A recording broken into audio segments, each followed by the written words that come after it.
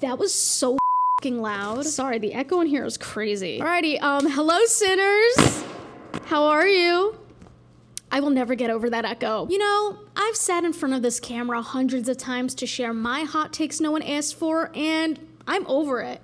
This video, it's your turn. I want to know what's been on your mind, what's fired you up the most as of late. So I took to my community tab and asked you all exactly that, and I'm gonna go through the responses that intrigued me the most. Before I open the floor to you, I'll start with one of my own hot takes to get the ball rolling. Also, I got some new merch hot off the press at hellosinners.com. That is hellosinners.com. You know, the thing I say at the beginning of every video, hellosinners.com for some new merch. Thanks! My hot take is that one of the tackiest things an influencer can do, besides plug their own merch at unnecessary times, is share their wedding or baby registries with their followers. I'm not talking about influencers sharing what they put on their registries as inspiration, or the creators who desperately need baby supplies and have nowhere else to turn to but the internet. I'm talking about creators who are clearly well off asking their audience to buy things off their registries. I have nothing against registries as a concept. It's standard for expecting parents and engaged couples to share them with their loved ones. Totally fine. But if you're constantly posting expensive hauls from your beautiful penthouse in NYC, don't ask your regular working class followers to gift you that $1,500 bassinet. Ask your other wealthy influencer friends to buy it for you. People should follow Tanique Younger's example. She's a popular chef on TikTok who went viral for her mac and cheese recipe last year, and she's also getting married pretty soon. Instead of sharing her and her fiance's wedding registry, Teenie posted an Amazon wishlist for a women's shelter. That's what influencers should be doing, or they could even buy things off a couple of their viewers' registries. Anyway, that's my 2 cents. Now, let's get into your hot takes finally. Minty Fresh Cupcake says, most dog owners are bad owners and don't have the patience or knowledge to give their dog consistent training. Cat owners aren't much better, and many see them as low maintenance and ignore them when they really aren't. Our vet said we were one of his few clients who brought their cats in every year and know their personalities and likes and dislikes. The dog owners are gonna come after me with their pitchforks for this, but it's true. Most of you don't know how to wrangle in your damn pups. I just want to preface that what I'm about to say does not apply to service animals, specifically service dogs. I salute you, I thank you for your service, and I'm gonna continue honoring you by ignoring you in public.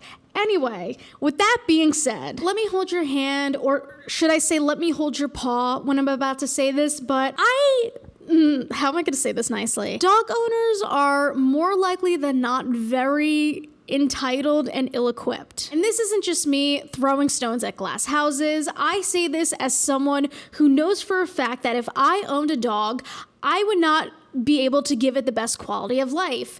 I can't be asked if I'm being completely honest. It takes a certain type of person to care for a dog properly, especially if they're an active breed. Like, you gotta take them out on walks every day to go to the bathroom. You gotta constantly be playing with them. You need a ton of space so they can run around and be free. It's not that I don't want to. I enjoy playing with dogs, but like, I know that I would slack in that area. Oh, and you also need to train them too. A lot of dog owners don't train their dogs properly, which leads them to acting reckless and rambunctious in public spaces and around people, and it just makes it hard to be around a family with a dog when the dog is acting so chaotic. My favorite is when dog owners are holding back their 50-pound beast from jumping on you, and they're like, oh, don't worry, he's friendly, he won't bite. Ma'am, do you see the teeth on that thing? But my biggest pet peeve when it comes to this subject is when dog owners try to pass their non-service dogs as a service dog and bring them in public. And technically, I used to work in retail and we weren't allowed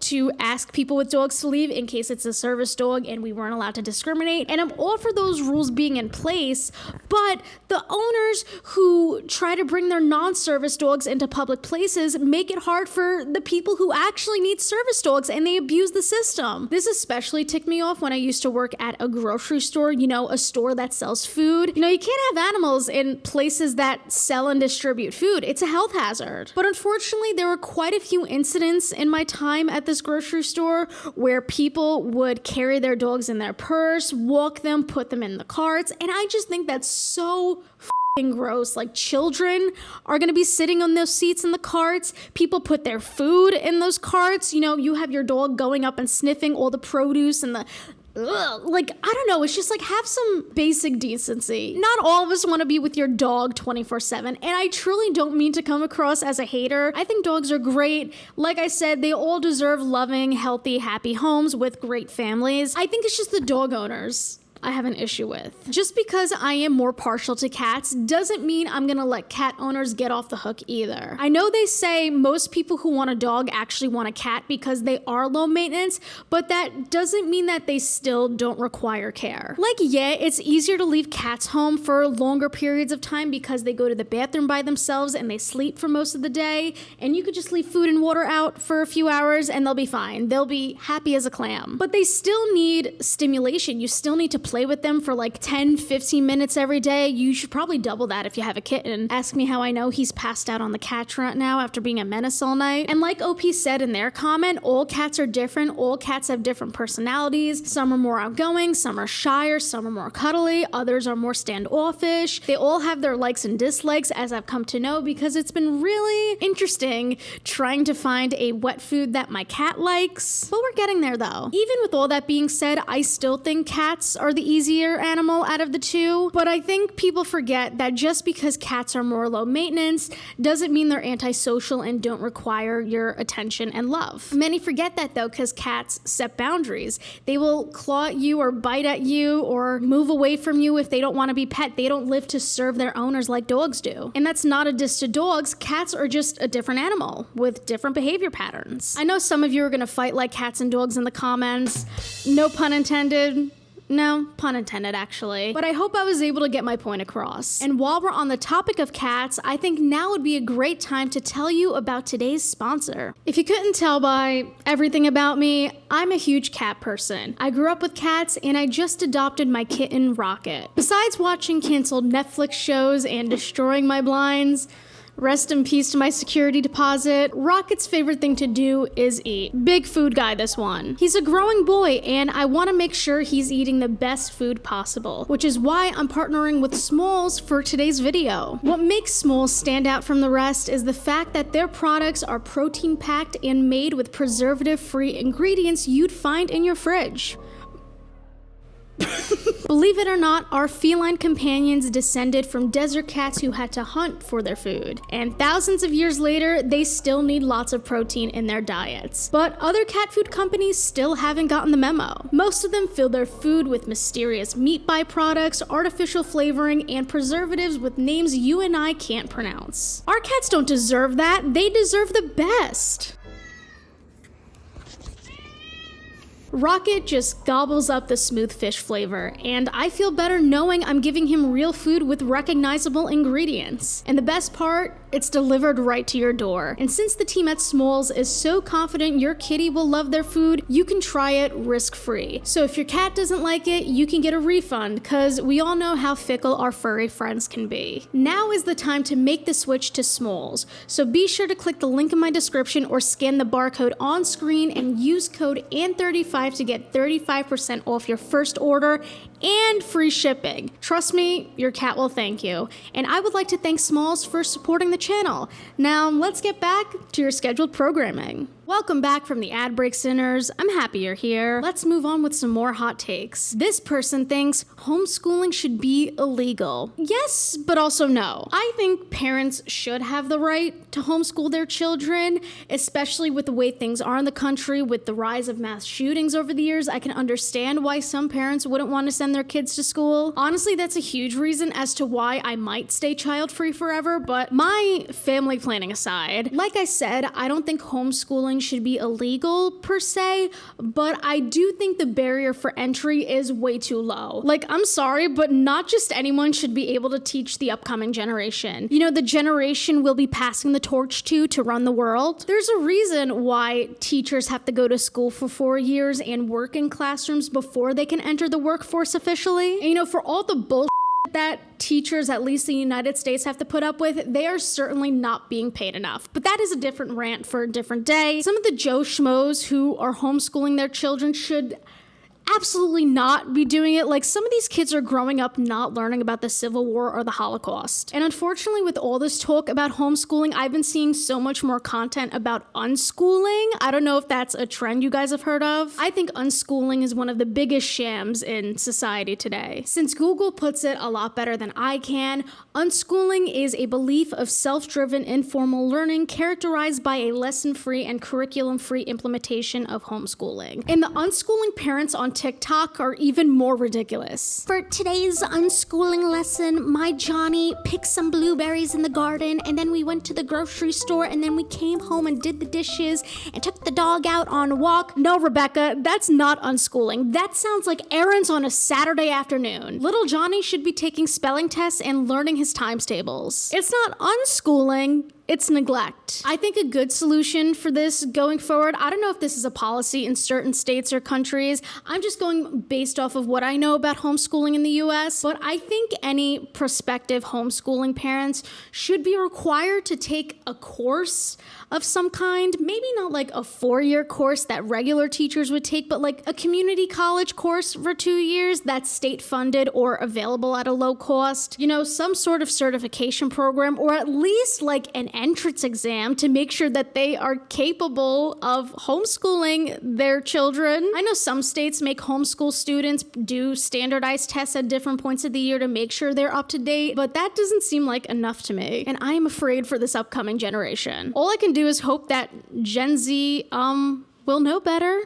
Please. All right, next hot take. We don't talk about phone addiction enough. I live in shame of my screen time. Brittany Broski talked about it in a clip of her podcast, and it made me cry. She mentions how she could be creating something or experiencing things, but instead she's on hour 5 of scrolling, and I relate. I feel my phone has trapped me in a super uncomfortable bubble that's super hard to leave. Maybe not too hot, but I wish people talked about their experiences with that more. Honestly, I don't even know my average screen time every week. Quite honestly, I'm afraid to open that tab on my iPhone because I know looking at that number would make me upset. You call that living in denial? I call that protecting my peace. Part of me can excuse that as me doing my job because my job involves the internet and I need to be locked in order to do my job and know what's going on so I can make my videos. But that doesn't mean my eyes need to be glued to my phone for the 16 hours I'm awake. I think that's one of the hardest parts about this job, not to like sound out of touch, but genuinely it's hard to disconnect myself from what's going on online because being a digital creator is my job. This is what I do. I have to be chronically online in order to succeed, unfortunately. That sounds like a me problem, though. I need to unpack all this with my therapist. But a lot of the time, when I find myself on my phone for the majority of the day, whether it's for work or not, all I can think to myself is, I could be reading for some of this time. I could be exercising, I could be seeing my friends, I could be leaving the house, I could be working more, I could be creating stuff, I could be picking up a new hobby, but no, I just want to sit there and scroll through Reddit and TikTok and play stupid mobile games till the cows come home. If I thought about how much of my life I missed out on because of my phone addiction, I think I would have an existential crisis. I think I would curl up into a ball and cry, genuinely. Not to sound like a boomer, but it really is that damn phone. That damn phone is ruining it for all of us. On a similar note, the internet is genuinely ruining how people interact with each other and ruining people's filter and takes on other things. I think you're 100% correct. I found that in recent years, I don't know if it's because of the pandemic and being shut inside. I know we can't use COVID as like the scapegoat, but like, come on, it changed society forever. Maybe it's because we're more isolated, but I find that a lot of people online are addicted to being mean, whether it's to random creators or to each other. Like, the first thing that came to my mind when I saw this was the Chris Olsen controversy from a few months ago, where he went on his page and talked about how the hate from the past few months has affected him. And people were like telling him to kill himself and calling him annoying and all these mean things just because they found him annoying. Like, you know, you don't have to look at things you don't like, right? Says the commentary YouTuber, but like, really, at least I'm getting paid for this shit. You guys are doing this for free. Like, it sounds so corny, but I think a lot of users forget that there are real people behind the screen, that people are affected by what you say to them. And it's not just what you say to them in person, it's what messages and comments you're leaving them. And I know that's part of the job of like being a digital creator and being online in general, but like you still owe people basic human decency, whether you could see them or not. I think another thing I've noticed in recent years is all the black and white thinking across the internet. And it's not specific to one social media platform either. You're all annoying, let's be clear. But like a lot of you have turned into that pancakes versus waffle meme, unironically. I'll give you a perfect example of this, okay? Remember the candy salad trend from like a month or two ago? A group of friends would bring a bunch of candy, bring a bowl, and each time they told a traumatic story from their past, they would pour the candy into the bowl. Very popular, you've probably seen it. I saw a spin of this trend with this 10-year-old little girl who has cancer, and she was pouring the medicine she takes daily to treat her illness into a bowl. Putting this child on the internet aside, it was still a very funny and lighthearted video despite the subject matter, and people were sending her tons of support in the comments, and this one person was like, "I'm praying for you and your family. No child deserves to go through this." And then someone underneath that was like, "So adults deserve cancer?" Who said that? Literally nobody said that. And that just like pissed me off, and I had to close TikTok after that because I was like, I'm done. Like, you all managed to ruin this fun video for me. Thank you. I'm gonna start taking my own advice of not engaging with things that make me mad. We'll see how long that lasts, but you know, we can always try. But unfortunately, nuance doesn't exist on the internet. Like I said, you guys are truly turning into the pancakes versus waffles meme, which is funny because this person said, pancakes are better than waffles. So you hate waffles. You think they're the worst food in the world. Oh, and you think everyone who likes waffles deserves to die. That's how a lot of you sound, by the way. Let's move on before I sound even more like the old man yelling at the sky. Strapless pantsuits are just extremely high-waisted pants. What are strapless pantsuits? Let me get a reference for that. Oh, ew.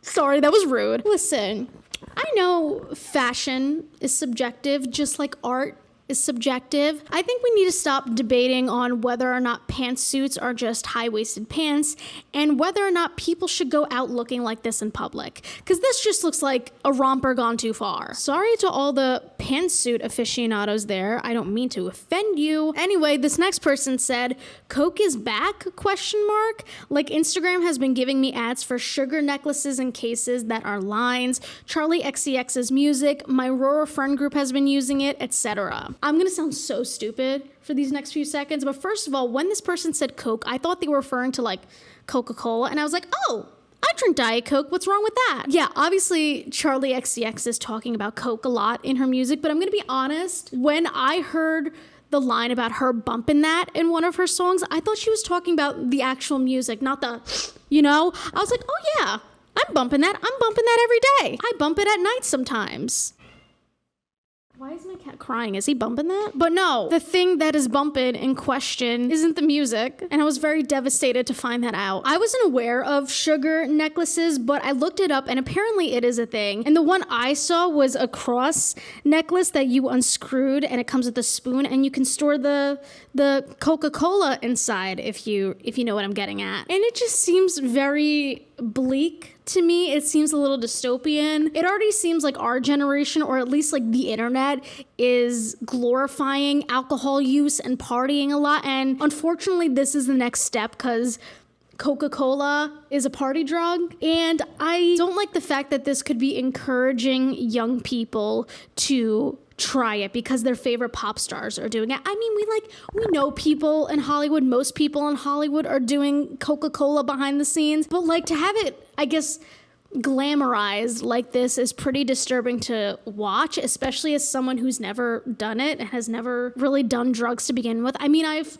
a few times, but like it's been like maybe 7 years since I've done that. Are we witnessing the coquetification of Coke? Did that even make sense? I don't know, it's just like, it makes me sick to see posts like that. I don't know. I feel like I sounded like a boomer this whole time. Don't do drugs. The internet is bad. Unfortunately, I do think they have a point. So at least the last time I checked my community tab post, a lot of the comments I received were about Chappell Roan. I don't know why you guys would think I would know about Chappell Roan, but yeah, a lot of people were commenting their opinions on the recent controversies she's been in, but I'm only gonna pick one comment out of the few that I got about that. 2 Chappell Roan related hot takes. She doesn't owe a photo, a hug, or an autograph to any fan. The same applies to other celebrities too. Yeah, just because you like a person's work, that doesn't mean you're entitled to their time. Obviously, if you pay to go to a concert, you're entitled to a good performance from that artist. If you pay to go to a meet and greet, you're entitled to a good experience with that celebrity. But anything like outside of that is extra. Like, celebrities don't have to stop and take pictures with fans.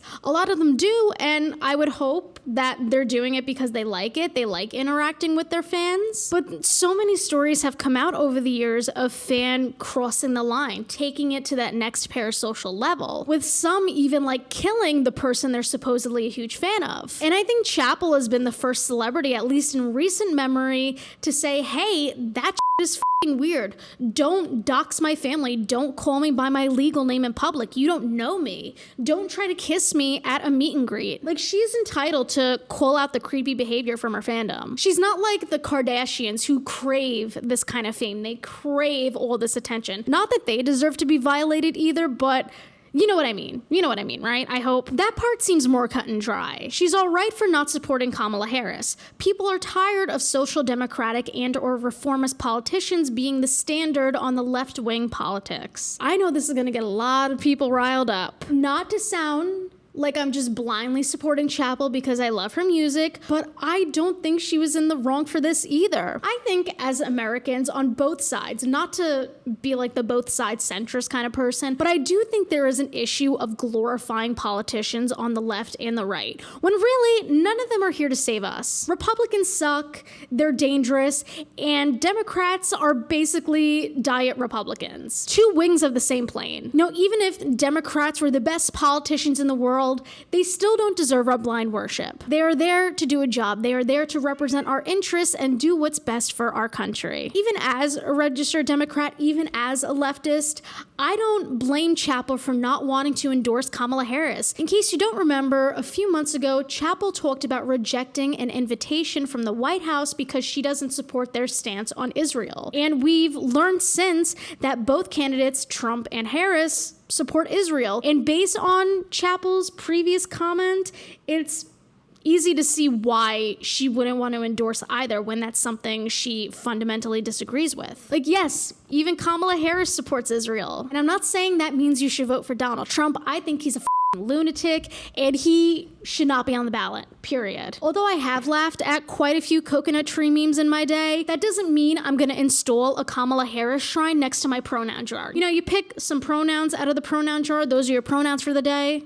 Every liberal has it. All jokes aside though, I still don't love Harris. I mean, there really isn't any worthy Democratic pick for president, in my opinion, at this point in time. That doesn't mean I'm going to vote for Trump, though. I mean, if you couldn't tell by the nose piercing, I'm obviously voting for Kamala Harris. I'm not happy about it, though, but I will be voting, and you should too. Do I think Chappell can learn how to word things better? Possibly. Maybe. I do think the media takes advantage of her lack of media training and spins her words to mean something completely different, and I think that's what happened in, her lack of endorsement. But is she wrong, though? How about we stop putting politicians on pedestals? Okay? On a lighter note, this person says, detransitioning is valid, but it's not valid to push detransition onto others who are happy and comfortable with their transition just because it didn't work out for you. This is perfectly said. I think detransitioners deserve all the support in the world. I'm sure it's very difficult to go through an identity crisis. Think you're navigating the identity crisis in the best way possible, only to realize that that's not the path you wanted to take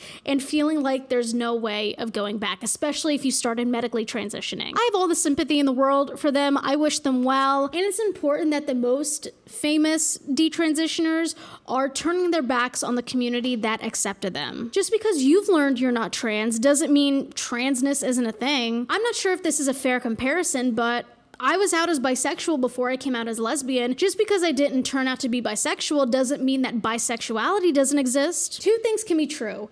Transitioning didn't work for you, but it works well for a lot of other people. And that's okay. Seeing all the infighting in the community just makes me really sad. Like, our anger and frustration is being directed at the wrong people, especially with the trans community. I feel like trans people have become punching bags in the past few years. It's disgusting to witness. Moving on, Cantaloupe Bitterlow thinks marriage proposals shouldn't be public. It's not that they can't be romantic or exciting to see, but it puts this expectation that the person being proposed to is 100% going to accept.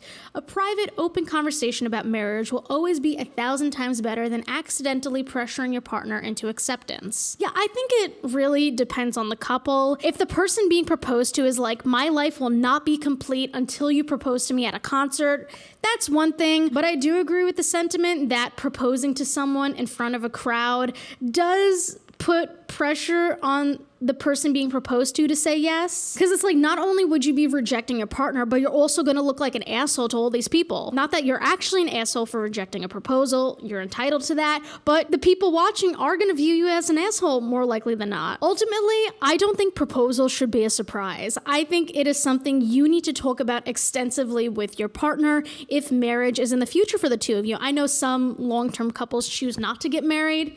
That's your prerogative, but for the couples who do want to get married, which is majority of them, that is something you need to talk about. You need to establish your expectations for the proposal, whether that be the timeline, the place, what kind of ring you want. There's a lot of thought that should go into it, and that's something both partners need to discuss. I think there are some elements that can be a surprise, but overall, it should be something that is more than thought out before it takes place. All I know is that a public proposal sounds terrifying to me. This next one is pretty straightforward, but Emma says TikTok is dying.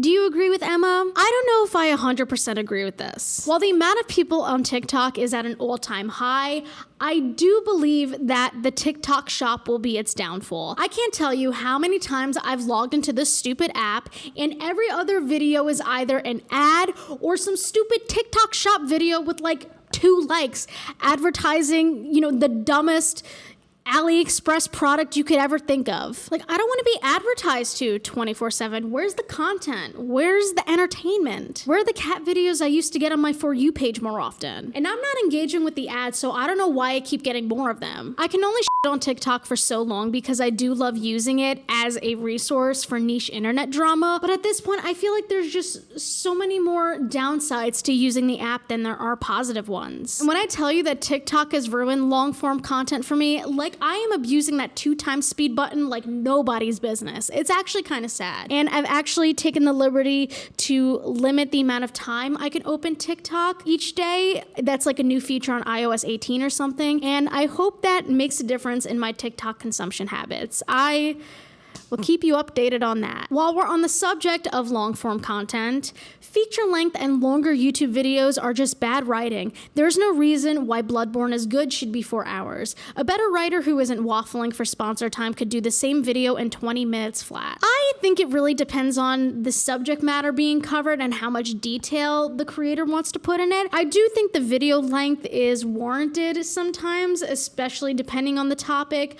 But maybe I just haven't found the right video essays, but I find that a lot of longer videos pad the runtime because people know that longer videos do well. I mean, people love playing them while they're doing homework, cleaning, cooking, playing video games, driving. So I do think the reason why we've seen more video essays and feature-length videos in recent years is because, the AdSense is lucrative and they're getting more views than ever. Like, yes, I'm sure most topics can be covered in 20 minutes flat, but sometimes you do need the longer video in order to do that topic justice. I don't know, it's complicated. It's a case-to-case basis. We finally reached the last hot take of the day, and this one is arguably the spiciest of the bunch. Sir Relevancy says, none of these are hot takes. Do you agree?